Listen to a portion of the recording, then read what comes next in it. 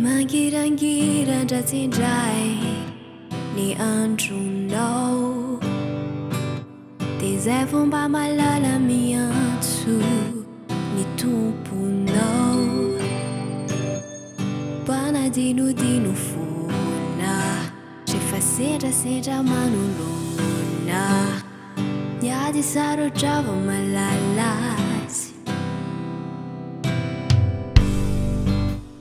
Tsaroanao daholo feny fifalianao, dia impiry tamin'ireny nombany saroanao. Fantatro hoe fantany, fa tsisy avy aminao ireny, fa fanomezana avy aminy.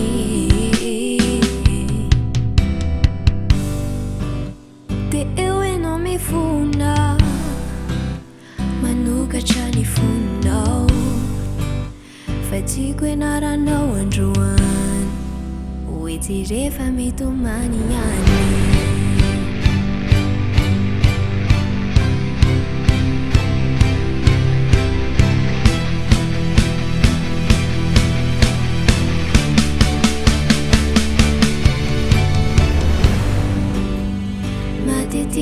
Mpanadinodino ny atsarany, ratsy hoe takona ilay ilo lay azavana. Mpanadinodino foana, rehefa sendrasendra manoloana, niady sarotra vao matsiaro azy. Dia eo ianao mifona, dia eo ianao mitalao, fa tiako ianaranao androany, hoe tsy rehefa mitomany ihany.